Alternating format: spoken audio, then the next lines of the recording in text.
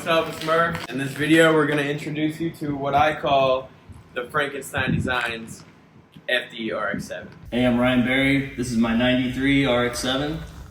It's been a labor of love for going on 5 years.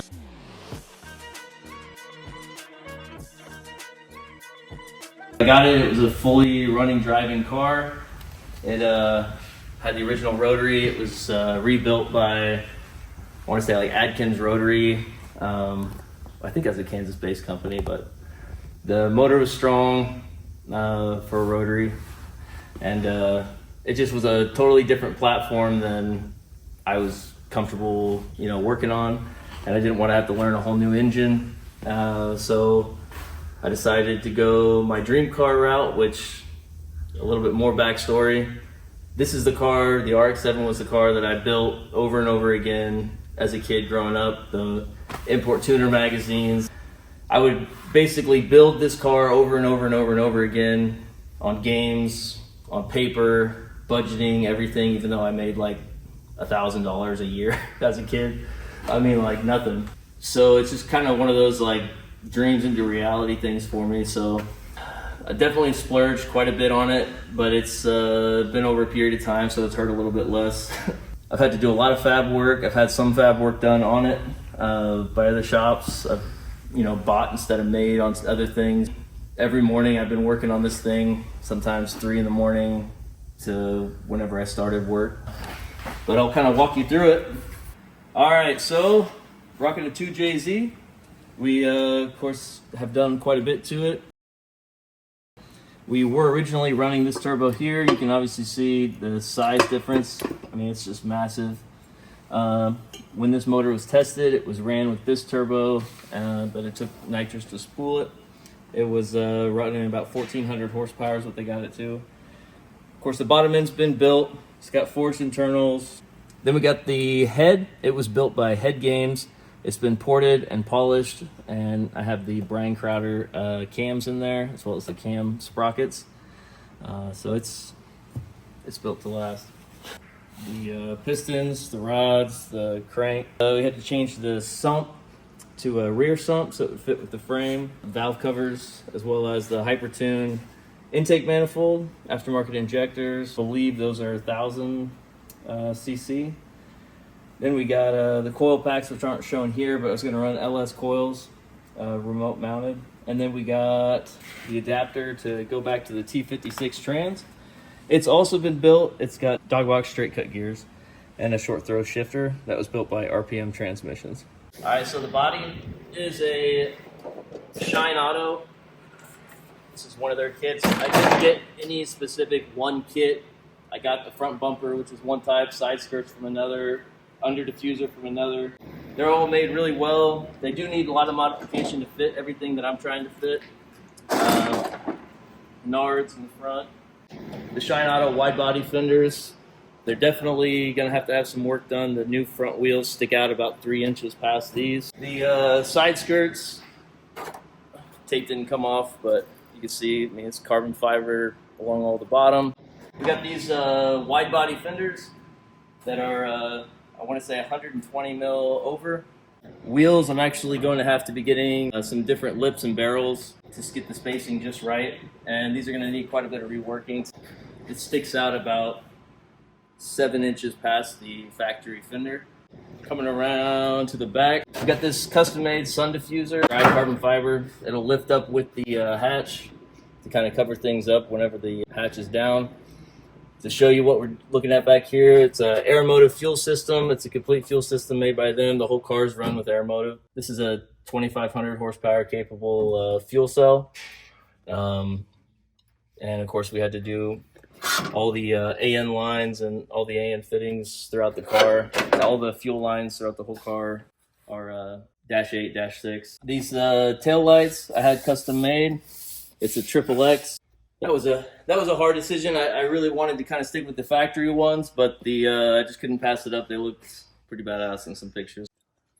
So the wheels are some -33 offset Workmeister M1 3-piece wheels. It's just got this massive 6.5 inch lip going all the way around.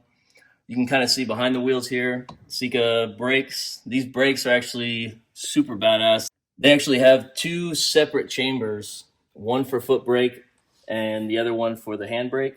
A lot of guys will rock the dual rear calipers, but this is a dual calipers in one caliper. They have a really nice product, really clean, really easy to install, and that's custom made for the car. Two-piece rotors in the back there. The body is a work in progress. Factory body lines throughout the car, the middle of the car here. This is going to be a sunroof delete up here. Here's a closer look at those big brakes. The front ones are just big brakes, 8-piston. For suspension, I'm doing Part Shop Max coilovers. I'm also doing their custom knuckles, lower control arms, upper control arms, steering angle kit, tie rod ends, tie rods. Steering rack is a manual steering rack conversion from Grannis Racing. I think a 14-to-1 ratio, but it eliminates the need for power steering, which is something I definitely wanted to do. The engine bay, again, a work in progress. We got everything shaved off. It doesn't need to be there. Everything is rib nutted that can attach to the firewall. We have a pass-through for the ignition system. All the wiring for that's going to be tucked back, and then all the coils, which we're doing LS coils on the inside, are just going to be tucked and look real clean. We got a mil-spec wiring harness that's going to be fit through. There's a couple different points here. The wheel wells are tubbed. I'll show you in some pictures. But the routing for the intercooler system is going to have to go through the wheel well, so that's why we had to slice this out. There's a lot of grinding and shaping and everything that still needs to be done yet here, but this will allow the pipe to pass through just perfectly. Looks real clean. This front bumper system, it would be on there, but I'm using it my car dolly, if you will, in place of it. Basically, it's made so that if I do have a front end collision, these shafts right here will be able to slide within this shaft here and kind of give a bumper-like effect. It'll collapse in versus just hit hard as hell and crumple something I don't want to have crumpled. 4.5-inch intercooler with a custom-made part as well. And then if you look up in here, this is like a smooth ram style intake, so make sure we take advantage of the whole face of the intercooler, and all the airflow will be directed throughout all the different cores. For the oil system, I have twin coolers, and we have all the same AN fittings that we use for the fuel system, used for the oil system as well. That's to keep everything cool. I have an AccuSump sump to keep the engine oiled, and just in case we do lose oil pressure, I'll have that as a backup, and before we start the engine, be able to turn on the AccuSump, prime the motor, help give it a little bit more life. Inside the car, if you look through here, I have a lot of pieces that need to be welded in yet. It's just kind of a test fit phase. The way this is going to be designed is these will be welded in. The dash is going to be one flowing design. Clecos are just kind of holding it all there. The cage is going to be wrapped in leather and baseball stitched at the seams. The leather is going to be the same leather as the seats. These are some Brom racing seats. I got matching, passenger and driver. Something I really wanted to accomplish is a symmetrical look on both sides. That's one of the hardest things that I had trouble with as a fabricator, was getting everything to look the same on both sides. So that's something I really wanted to try to tackle on this project. We got the Holley EFI system. That's the one I decided to go with. The reason I went with that is because it has the most support in my area as far as tuners. That's going to be mounted on a standalone steering rack. I built for that there.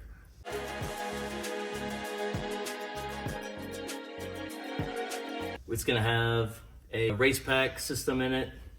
So, everything will be relay controlled and breaker controlled versus fuse. We got the bottom there, if you see those kick plates. Made those just to clean up the base there and to provide some support for the tilt and pedal box. The tilt and pedal box, I've decided to go with that design versus the overhang. If I wanted to improve every single part of this car, that was going to be something I had to improve on. and it provides the most control, especially for braking. You can proportion how much braking goes up front and how much goes in the rear a better way than just proportioning valve. It really does, clean things up, makes things more complicated, but it definitely the race feel that I'm going for in this car. The door panels, that was a whole nother thing. I wanted the car not to have just door cards. I wanted it to look custom in every regard. But the limiting factor is the cage, really. The cage protruded into the door, and so I had to be able to figure that out. So I ended up making these out of one-piece aluminum and made an indentation here so that whenever the door closes, it'll still clear the cage. Going to the back here, we got the epoxy coating on the underside of here, just to help prevent any rust.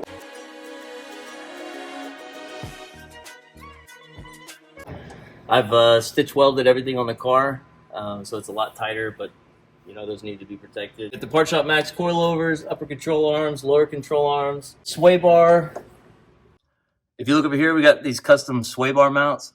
These were made on a CNC mill by me. I really didn't find anything that I liked out there in the marketplace, so I decided to have these made, and so we wrote a program and had those made up. I wanted to lock in the position for the lower control arm here, so I had these made.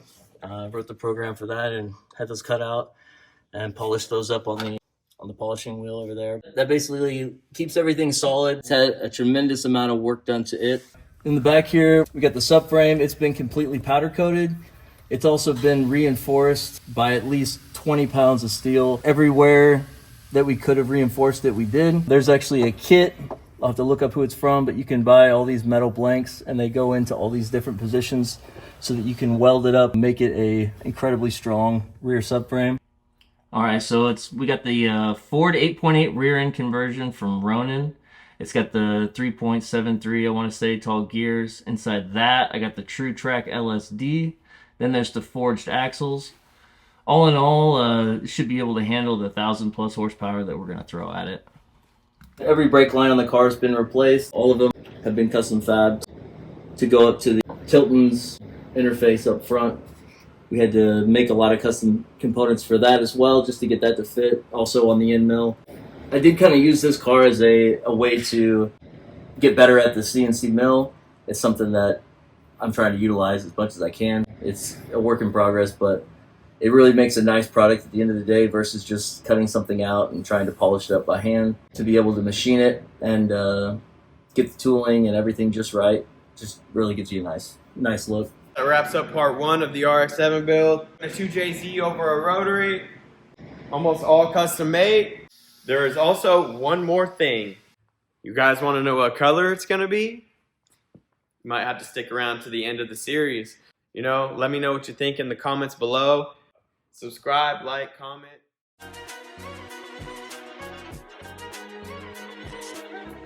I'm telling you, put it. Fuck! You're good. The Frankenstein theory that I'm portraying here. There is also one more thing that's crazy that you will find out in the end of the series. Sorry, bro. No.